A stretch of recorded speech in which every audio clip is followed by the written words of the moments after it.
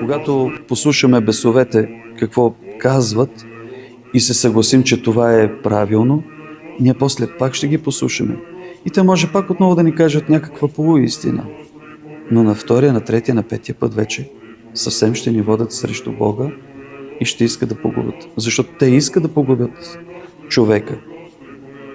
Защо? Защото човек е Божие творение.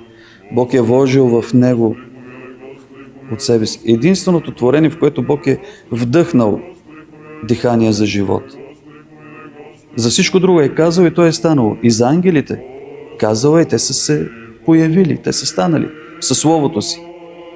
Само на човека е вдъхнал дихание за живот и затова ние имаме безсмъртна душа.